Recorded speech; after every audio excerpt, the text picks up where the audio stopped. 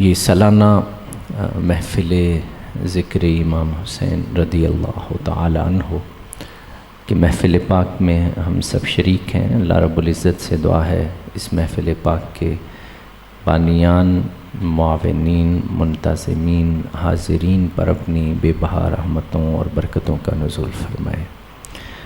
میں حضرت امام حسین رضی اللہ تعالی عنہ کی شخصیت و کردار آپ کے سامنے پیش کروں گا، اور رسول اللہ کے فرامین کی روشنی میں کہ رسول اللہ نے آپ کی سیرت کے بارے میں کیا ارشاد فرمایا۔ سب سے پہلے حضرت امام حسین اتنی عظیم شخصیت ہے کہ جن کی سیرت کا بیان رب کریم نے کیا ہے۔ حضور کا خاندان وہ ہے، اور یہ وہ اس خاندان کے عظیم چشم و چراغ ہیں جن کی سیرت کو رب بیان کر رہا ہے۔ اس قدر بلند مرتبہ اللہ رب العزت نے انہیں عطا کیا ہے۔ تو اہل بیت کے ذکر ہم دنیا داروں سے سننے کی بجائے رب اور رسول سے سنتے ہیں۔ دنیا والے اپنی مرضی سے کرتے ہیں، اپنی مرضی سے چھپا لیتے ہیں، اپنی مرضی کا رنگ دے دیتے ہیں، لیکن بات اصل میں وہی ہے جو اللہ اور اس کے رسول کی ہے۔ اللہ سے بڑھ کر کلام کس کا ہو سکتا ہے؟ اللہ سے بڑھ کر بات کس کی ہو سکتی ہے؟ اللہ رب العزت سے بڑھ کر کس کا کلام خوبصورت ہو سکتا ہے؟ اور اللہ رب العزت کی ذات والا صفات سے بڑھ کر کس کی ذات ہو سکتی ہے؟ اور اس کے بعد اگر کسی کی بات کی اہمیت ہے وہ محمد الرسول اللہ صلی اللہ علیہ وآلہ وسلم کی بات ہے۔ تو میں سب سے پہلے میں نے جو آیا مبارکہ تلاوت کی ہے، یہ سیرت پر ہزاروں لاکھوں کروڑوں کتابیں بھی لکھی جائیں تو قرآن کی اس ایک آیت کا مقابلہ نہیں کر سکتے۔ پوری دنیا کے علماء، مشائخ ذکر کرتے رہیں، حضرت امام کی ذات کو بیان کرتے رہیں،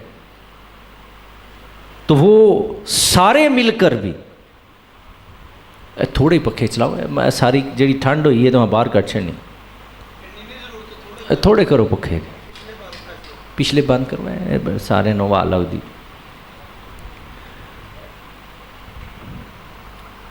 تو سارے بھی ملیں، آپ کی شان کو بیان کرنے کی کوشش کریں، تو قرآن کی اس ایک آیت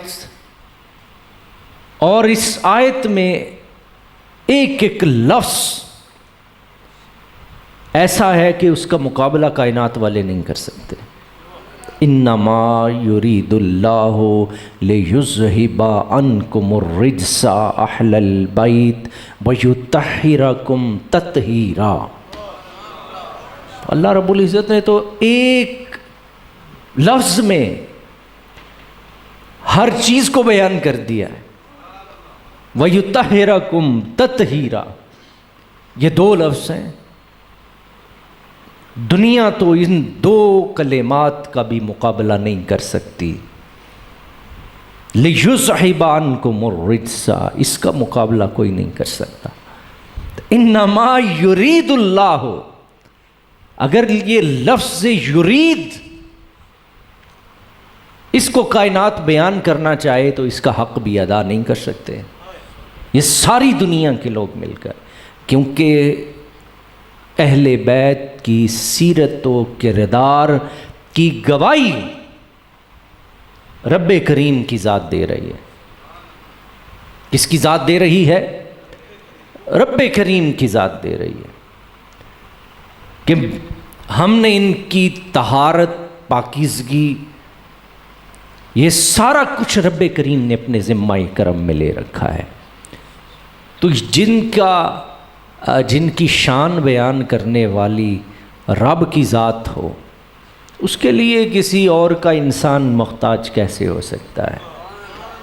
یا کوئی 1400 سال بعد ہمیں کوئی اہل بیت کی محبت سکھائے گا؟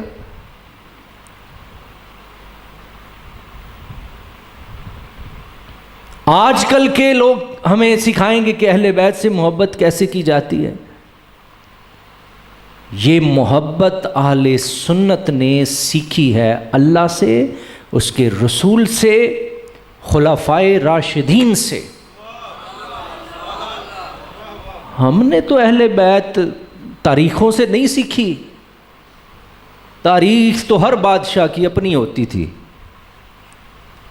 ہم نے یہ محبت اگر سیکھی ہے اللہ سے، اس کے رسول سے، ابو بکر صدیق سے، حضرت عمر فاروق سے، حضرت عثمان غنی ذی النورین سے سیکھی ہے۔ یہ محبت، ہم تو محتاج نہیں کسی کے، ہم ان شانوں کو مانتے ہیں جو اللہ نے دی ہیں، جو مقامات، جو بشارتیں رسول اللہ نے دی ہیں۔ میں اگلی حدیث پاک آپ کے ساتھ پڑھ رہا ہوں، ان اہل بیت کی عظمت پر دوسری قرآن سے دلیل دے رہا ہوں۔ ان اللہ و ملائکتہ یصلون علی النبی یا ایھا الذین آمنوا صلوا علیہ وسلموا تسلیما۔ حضور علیہ الصلوۃ والسلام کہ ایک صحابی، یہ بخاری کی حدیث میں آپ کے سامنے پڑھنے، وہ کہتے ہیں کہ ہم نے، ایک صحابی نے رسول اللہ سے دریافت کیا کہ یا رسول اللہ ہم درود کیسے پڑھیں؟ میں ابھی وہ درود آپ کو سنانے لگا ہوں جس درود کو رسول اللہ نے صحابہ کو سکھایا تھا۔ امرنا اللہ ان نصلی علیک یا رسول اللہ فکیف نصلی علیک۔ صحابی نے عرض کی یا رسول اللہ ہم کیسے آپ پر درود پڑھیں، ہمیں بتائیے۔ تو رسول اللہ نے انہیں درود سکھایا۔ یہ وہ درود ہے جو رسول اللہ خود صحابہ کو سکھا رہے ہیں۔ یہ وہ درود ہے، اللہم صلی علی محمد وعلی آل محمد کما صلیت علی ابراہیم وبارک علی محمد وعلی آل محمد کما بارکت علی ابراہیم انک حمید مجید۔ ان الفاظ کے ساتھ صحیح مسلم میں یہ درود موجود ہے۔ کس نے سکھایا صحابہ کو محبت اہل بیت؟ کس نے سکھائی؟ خود رسول اللہ نے، اور صحابہ کو بتایا کہ جب مجھ پر درود پڑھنا ہے تو کیسے پڑھنا ہے؟ ایسے پڑھنا ہے، اللہم صلی علی محمد وعلی آل محمد کما صلیت علی ابراہیم وبارک علی محمد وعلی آل محمد کما بارکت علی ابراہیم انک حمید مجید۔ یہ صحیح مسلم کی حدیث میں نے آپ کے سامنے پیش کی ہے۔ یہ آل محمد پر درود رسول اللہ سکھا رہے ہیں، اور کن کو سکھا رہے ہیں؟ صحابہ کرام کو۔ امام شافعی فرمایا کرتے تھے کہ اہل بیت تمہاری فضیلت کے لیے بس اتنا ہی کافی ہے کہ تم پر درود پڑے بغیر نماز نہیں ہوتی۔ تمہاری فضیلت کے لیے یہ امام شافعی ہیں، کوئی عام شخص نہیں ہے۔ دوسری دلیل میں نے آپ پر پیش کی، اور چونکہ اس حدیث رسول سے رسول اللہ بتانا چاہتے تھے صحابہ کو کہ ان کی محبت اور مودت، اس کو کبھی نظر انداز نہ کرنا۔ قل لا اسألکم علیہ اجرا الا المودۃ فی القربى۔ یہ محبت رسول اللہ صلی اللہ علیہ وسلم کے مخاطبین کون تھے؟ حضور کے صحابہ تھے، جن کو رسول اللہ حکم ارشاد فرما رہے ہیں. اولین مخاطب تو قرآن کے کون ہیں؟ صحابہ ہیں. یہ قل لا اسألکم علیہ اجرا الا المودۃ فی القربی کے پہلے مخاطبین کون ہیں؟ صحابہ. تو صحابہ کے سامنے شان اہل بیت یہ بیان کرنا کس کی سنت ہے؟ یہ محمد الرسول اللہ کی سنت ہے. تو میری گال نہیں سمجھے؟ میں پھر عرض کر رہا ہوں، صحابہ کے سامنے، اس کا مطلب ہے اہل بیت کا ذکر سننا بھی پاکوں کا طریقہ ہے. یہ بھی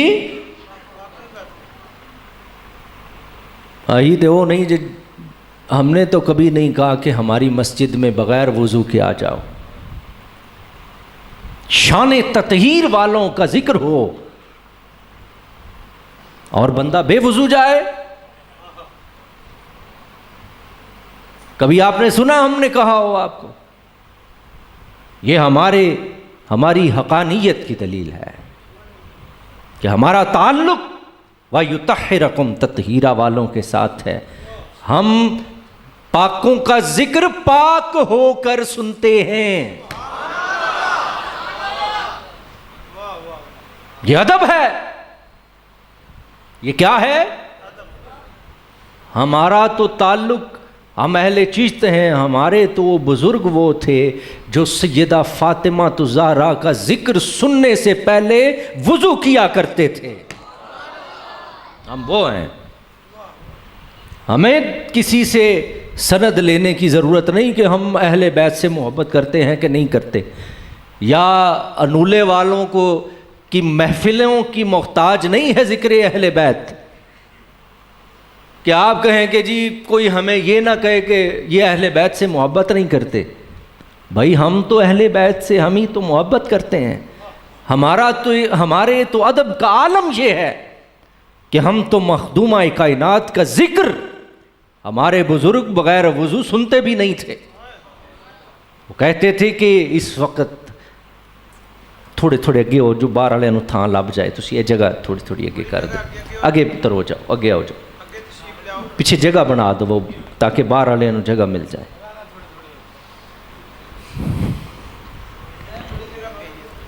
ادھروں تھوڑے سارے ادھر آ جاؤ نا کدی تو پھر صحیح ہو جائے گا تاکہ ادھروں گزر جان سارے.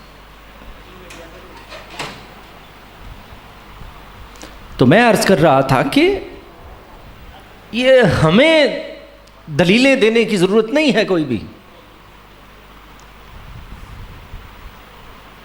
اگے ہے جگہ، آ جاؤ تشریف لیا. ادھر کیا ادھر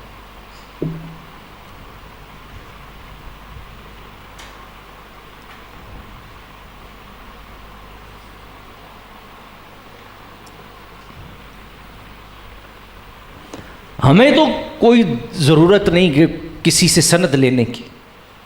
آپ کو ہے؟ ہم تو اہل سنت ہیں. ہمارا تو 1400 سال سے یہ ورثہ ہے، یہ وراثت ہے ہماری. یہ کیا ہے؟ آپ لوگ یہاں پر بیٹھے ہیں، آپ وراثت نہیں، آپ کے باپ دادا پردادا کہ خلوص جس طرح کی محبت اہل بیت انہوں نے کی، ان کے خلوص کی وجہ سے آپ یہاں بیٹھے ہیں. تو وراثت نہیں، یہ تو صدیوں کی بات ہے کہ اہل بیت کا ذکر ہم کرتے آ رہے ہیں. اہل سنت یہ ہماری وراثت ہے جو نسل در نسل چل رہی ہے اور انشاءاللہ قیامت تک چلتی رہے گی. ہمیں کوئی ضرورت نہیں.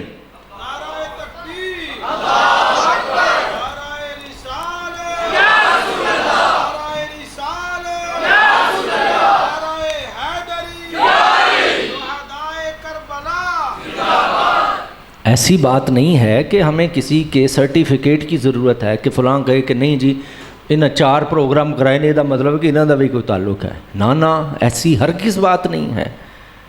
ہم نسل در نسل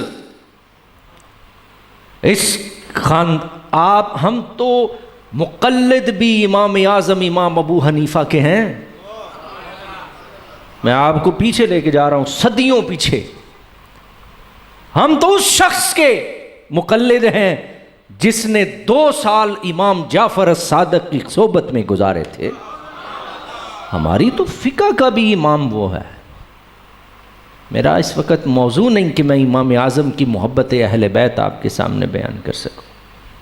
انشاءاللہ عزیز اس پہ کبھی تفصیل کے ساتھ امام اعظم ابو حنیفہ کی محبت اہل بیت اور اس محبت اہل بیت کی جو قیمت چکائی. جی آج میرا موضوع صرف احادیث تھیں. میں رسول اللہ کے فرامین کے تحت حضرت امام حسین اور اہل بیت کی عظمت و شان بیان کرنا چاہتا تھا. پھر کسی دن انشاءاللہ عزیز اس پہ گفتگو کریں. تو مودت اور اہل بیت کی محبت یہ رسول اللہ نے سکھائی ہے، صحابہ تک آئی ہے، صحابہ سے وہاں تک پہنچی ہے. حضرت ابو بکر صدیق ہوں یا حضرت فاروق اعظم ہوں. میں نے غالباً آپ کو گزشتہ برس بھی یہ بات سنائی تھی کہ حضرت عمر فاروق رضی اللہ تعالیٰ عنہ سواری پر سوار ہو کے آ رہے تھے. سامنے سے حضرت عباس پیدل آ رہے تھے. وقت کا امیر المومنین فاروق اعظم اپنی سواری سے نیچے اتر آئے. کون؟ حضرت فاروق اعظم سواری سے نیچے اتر آئے. تو حضرت عباس نے جب دیکھا کہ عمر آ رہے تھے تو یہ ایک دم سواری سے نیچے اتر گئے. آپ نے فرمایا امیر المومنین عمر آپ کیوں سواری سے نیچے اتر آئے؟ آپ فرمانے لگے یہ ممکن نہیں ہے، یہ سواریاں بھی آپ ہی کا صدقہ ہیں، یہ عزتیں، یہ سب کچھ مصطفیٰ کا کرم ہے. تو یہ کیسے ہو سکتا ہے کہ آپ پیدل آ رہے ہوں اور عمر آپ کے قریب سے سواری پر گزر جائے؟ فرمایا ایسا نہیں ہو سکتا. یہ ہم نے ان سے اہل بیت کی محبت سیکھی ہے، کیونکہ انہیں کس نے سکھائی تھی؟ قُلْ لَا سَأَلُكُمْ عَلَيْهِ أَجْرًا إِلَّا الْمَوَدَّةَ فِي الْقُرْبَى. انہیں یہ محبت رسول اللہ نے سکھائی تھی. وہ جانتے تھے. حضرت عمر کے دور میں قحط پڑا، بارش نازل نہیں ہو رہی تھی. تو حضرت عمر نے کیا کیا؟ لوگوں کو اپنے ساتھ لیا اور حضرت عباس کے دروازے پہ چلے گئے. حضور کے چچا ہیں، حضرت عباس کے دروازے پہ گئے، جا کے دستک دی. آپ نے باہر نکلے تو جم غفیر تھا دروازے پر. آپ نے فرمایا کدھر آئے ہو؟ عرض کی حضور بارش نازل نہیں ہو رہی، تو آپ سے دعا کروانے آئے ہیں. کون تھا یہ عمر ہیں اور لوگوں کو بتا رہے ہیں میں وقت کا امیر المومنین ضرور ہوں، لیکن جو مقام عباس کا ہے چونکہ وہ خون رسول ان کی رگوں میں دوڑ رہا ہے. حضور کے چچا ہیں، جو ان کی دعا میں اثر ہے وہ ہماری دعا میں اثر نہیں. جو اس وقت حضرت عباس نے دعا کے لیے ہاتھ اٹھائے، رب کریم نے رحمت کی بارش نازل فرمائی. دوسری حدیث پیش کرنا ہوں. پہلا صحیح مسلم کی میں نے حدیث پیش کی ہے. صحابی نے عرض کی یا رسول اللہ ہم آپ پر کیسے درود پڑھیں؟ رسول اللہ نے وہ درود سکھا دیا کہ مجھ پر کیسے درود پڑھنا ہے. آپ کو پتہ ہے درود ابراہیمی سارے درودوں سے افضل ہے. درود ابراہیمی سارے درودوں سے افضل درود ہے. کیوں افضل ہے؟ یہ آپ تک آیا کس کے ذریعے سے؟ ایک تو صحابہ کے ذریعے سے آیا، دوسرا یہ درود صحابہ کو رسول اللہ نے سنایا اور سکھایا اور یاد کروایا. اس لیے یہ درود کیا ہے؟ سب سے افضل درود کون سا ہے؟ درود جس کو آپ درود ابراہیمی کہتے ہیں.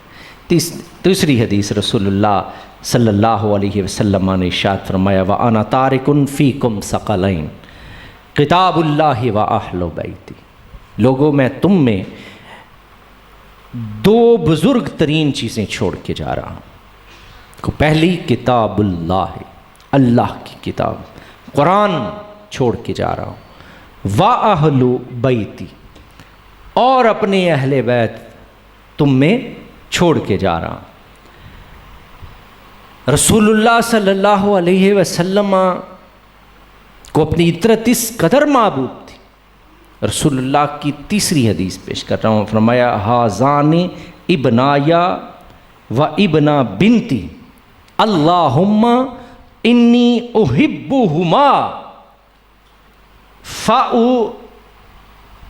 فاحبہما و احب من یحبہما۔ رسول اللہ نے ارشاد فرمایا، کیا ارشاد فرمایا؟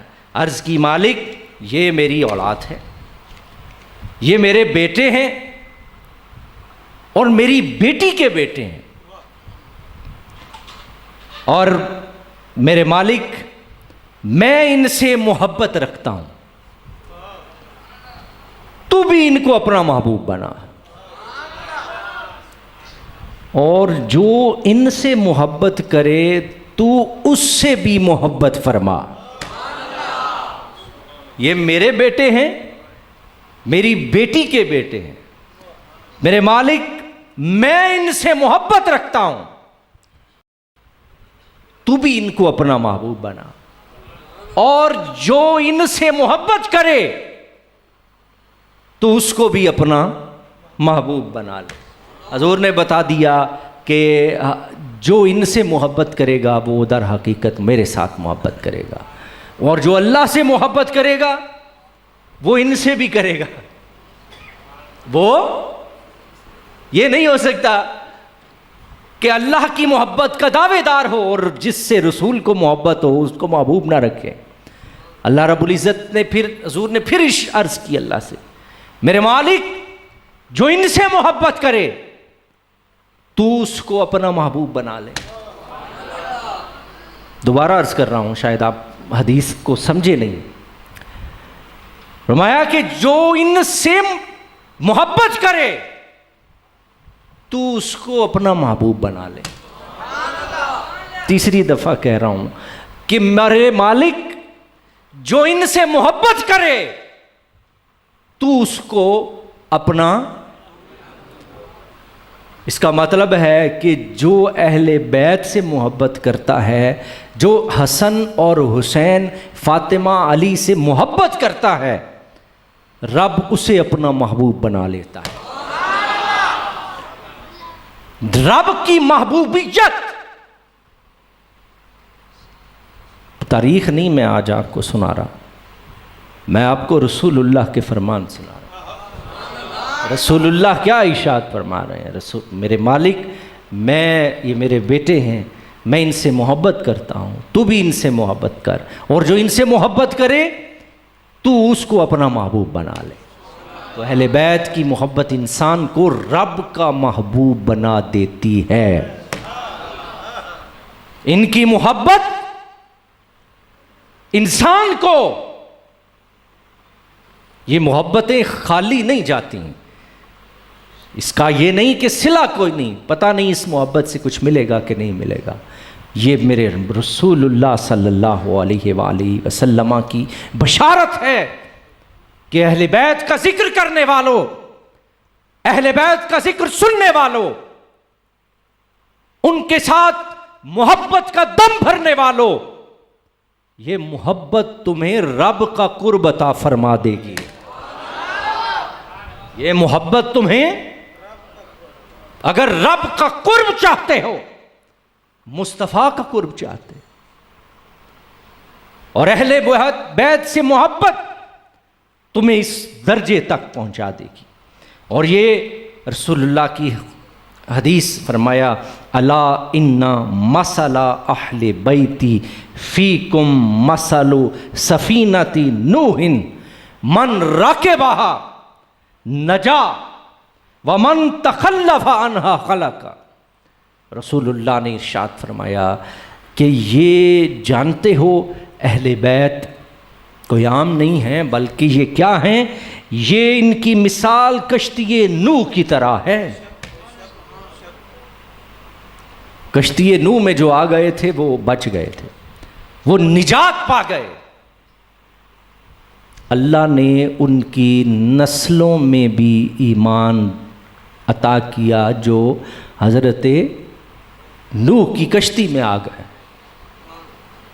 میں دوبارہ جملے دہرا رہا ہوں کہ اللہ رب العزت نے نوح کی کشتی میں جنہوں نے پناہ لے لی تھی، جو نبی کے دامن میں پناہ لے، میرا رب اس کی نسلوں کو بھی سنوار دیتا ہے۔ جو دوبارہ عرض کر رہا ہوں، جو نبی کے دامن میں پناہ لے، نبی کا دامن انسان کو زندگی عطا کرتا ہے۔ نبی کی قربت انسان کو اس مقام تک پہنچا دیتی ہے۔ حضور معراج سے واپس تشریف لائے تو جی بلال سے آ کے ارشاد فرمایا، بلال کون سا عمل کرتے ہو؟ جنت میں تیرے قدموں کی آواز سنتا ہوں۔ بلال جنت میں گئے نہیں، آواز پیدا نہیں ہوئی۔ رسول اللہ اس پیدا ہونے والی آواز جو بھی پیدا نہیں ہوئی تھی اسے پہلے سن رہے تھے۔ میرے نبی کی یہ شان ہے، جو پیدا نہیں ہوئے میرا نبی انہیں بھی جانتا ہے۔ میرا نبی پشتوں کا علم رکھتا ہے۔ میرا نبی پشتوں کا ما کان و ما یکون کی خبر اللہ نے حبیب کریم کو عطا فرمائی۔ اب آپ سمجھ گئے، صرف اتنی سی تفصیل عرض کرنا چاہتا تھا کہ نبی کا دامن زندگی عطا کرتا ہے۔ اب پتہ ہے آپ کو، حضرت موسیٰ کے ساتھ جو لوگ پہاڑ پہ گئے تھے رب کا دیدار کرنے، ایک تجلی آئی رب کی طرف سے، سارے مارے گئے، سارے مر گئے۔ اللہ حضرت موسیٰ نے دیکھا 72 یا 74 لوگ تھے، قرآن کہتا ہے وہ سارے کے سارے ایک رب کی طرف سے آنے والی تجلی برداشت نہ کر سکے۔ حضرت موسیٰ نے عرض کی، مالک لوگ کیا کہیں گے؟ نبی کا دامن زندگی دیتا ہے، یہ بندے مروا کے لے آیا ہے، یہ بندے سارے مروا چھڑے سو ساڈے، جنہیں وہ سارے ہی دے ساری چودھری سن، جن تہاڈی اسمبلی دے اُتے اسمبلی ڈگ پے ساریاں دے اُتے تے تُسی کڈے خوش ہو؟ کیونکہ انہاں بھی تہاڈے تے 15 دنوں بعد کچھ نہ کچھ تے سٹنا ہی ہوندا ہے۔ انہاں جو کچھ ہن تے روز سٹدے تے لوکی کہندے نے اللہ ہی کرے کہ ڈگ ہی پے سارا، اُنی دیر تک ایک نے ایک نہ ایک ڈگنا ہے، یا تساں تے یا ایک نہیں جیوندے رہنا ہے، یا انہاں تے یا اساں سارے بچنا ہوں ایک نہیں۔ اگلی بات میں نہیں کہنا چاہتا آپ سے، نبی کا دامن زندگی دیتا ہے۔ تو حضرت موسیٰ نے کہا یہ عام لوگ نہیں تھے، یہ سردار تھے سارے۔ لوگ کہیں گے کہ سارے کے سارے سردار مروا کے لے آیا ہے، زندہ بھیجے تھے مرے ہوئے آ گئے، لوگ کیا کہیں گے؟ اللہ نے فرمایا کیا چاہتے ہو؟ فرمایا انہیں زندہ کر دیجیے۔ اللہ نے ان سب کو زندہ کر دیا۔ قرآن پیش کرنا ہو، سارے زندہ کر دیے گئے۔ اس کا مطلب یہ ہے نبی کا دامن زندگی عطا کرتا ہے۔ وہ قلب، وہ روح کی زندگی بھی ہے، وہ جسم کی زندگی بھی ہے۔ شہید زندہ نہیں ہوتا، تو اس کا مطلب ہے نبی کے دامن نے تمہیں مرنے کے بعد بھی ایسی زندگی دے دی ہے کہ تمہاری سمجھ میں نہیں۔ وَلَا تَقُولُوا لِمَنْ يُقْتَلُ فِي سَبِيلِ اللَّهِ أَمْوَاتٌ بَلْ أَحْيَاءٌ وَلَكِنْ لَا تَشْعُرُونَ۔ اللہ نے فرمایا خبردار جو میری راہ میں مارے جائیں انہیں مردہ نہ کہو، بل احیاء، وہ زندہ ہیں، لیکن تمہیں اس کا شعور نہیں ہے۔ میں تہاڈی سمجھ ہی نہیں، پنجابی چیز کہنے ہم اپنے محبوبوں کو وہ حیات عطا کرتے. تو حضرت نوح کی کشتی، رسول اللہ نے فرمایا اہل بیت حضرت نوح کے اس کشتی کی سفینہ کی مانند ہے. کیا؟ من راکبہا نجا، جو اس میں سوار ہو گیا وہ نجات پا گیا. جو اس میں سوار ہو گیا وہ نجات پا گیا. ومن تخلف، اور جو ومن تخلف عنہا ہلاک، اور جو پیچھے رہ گیا اس سے وہ ہلاک کر دیا گیا. اب آپ کو سمجھ آئی اس حدیث کی؟ میں اور آسان کر کے سمجھا دیتا ہوں آپ کو. رسول اللہ نے فرمایا اگر باقی رہنا چاہتے ہو، زندہ رہنا چاہتے ہو کہ تمہارا ذکر باقی رہے، تو کہاں آ جاؤ، اہل بیت کے دامن میں پناہ لے لو. الا انا مثل اہل بیت فیکم مثل سفینۃ نوح. میں اس اہل بیت کو معمولی نہ سمجھنا کہ ان کی محبت کا اثر کچھ نہیں ہوگا. حضور علیہ الصلاۃ والسلام فرماتے ہیں جو بھی اس میں سوار ہو گیا، جس نے دامن اہل بیت کو پکڑ لیا، اس نے تاریخ میں بھی نجات پائی ہے. 1400 سال اٹھا کے دیکھ لو، نام انہی کا زندہ ہے جن کا تعلق اہل بیت کے ساتھ تھا. علماء، محدثین، فقہاء، اولیاء، صلحاء، جتنے بھی 1400 سال میں گزرے ہیں، ان کی کتابیں اٹھا کے دیکھیے، آپ کو محبت اہل بیت اس حد تک ملے گی، اس حد تک ملے گی. ہمارا تعلق سلسلہ علیہ چشتیہ کے ساتھ ہے. ہمارے سلسلہ کے عظیم بزرگ حضور پیر سیال لجپال رحمۃ اللہ تعالی علیہ، آپ کی مسجد میں آج بھی اعلان ہوتا ہے کہ اگر کوئی ہماری مسجد میں اس وقت سید موجود ہے، حضور کے خاندان کا فرد موجود ہے، تو وہ پچھلی صفوں میں کھڑا نہ ہو. آج بھی آپ جائیں، ہر نماز کے ساتھ جماعت سے پہلے یہ اعلان کیا جاتا ہے کیا کہ اگر اس مسجد میں کوئی اس وقت حضور کے خاندان کا فرد موجود ہے تو وہ پیچھے کھڑا نہ ہو، وہ برائے مہربانی اگلی صف میں تشریف لے آئیں. ہمیں کوئی سند دے گا محبت اہل بیت کی؟ ہمیں کوئی سرٹیفکیٹ دے گا محبت اہل بیت کا؟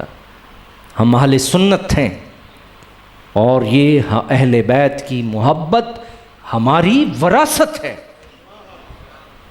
یہ کیا ہے؟ ہماری یہ وراثت ہے جو ہمارے آباء و اجداد سے منتقل ہوتی ہوئی آپ تک پہنچی ہے. اللہ رب العزت اس محبت اہل بیت کو اپنی بارگاہ میں قبول و منظور فرمائے. ایک ضروری اعلان سماعت کیجیے. ہماری خانقاہ چشتیہ نظامیہ وینس شریف میں ہر سال میرے دادا جان پیر سید بشیر احمد شاہ صاحب رحمۃ اللہ تعالی علیہ کا سالانہ عرس پاک منعقد ہوتا ہے، جو اس سال 24 محرم الحرام 20 جولائی بروز اتوار صبح 8 بجے سے نماز ظہر تک انعقاد پذیر ہوگا، جس میں خصوصی خطاب فیصل آباد سے حضرت علامہ مولانا پیر حامد سرفراز قادری رضوی فرمائیں گے، اور خصوصی نعت قاری شاہد محمود ساہیوال سے تشریف لائیں گے. میری طرف سے آپ کو خصوصی دعوت دی جاتی ہے کہ آپ اس عرس پاک میں جس طرح آپ کے آباء و اجداد شرکت کیا کرتے تھے اسی انداز سے آپ اس میں شرکت فرمائیں. جزاک اللہ خیر.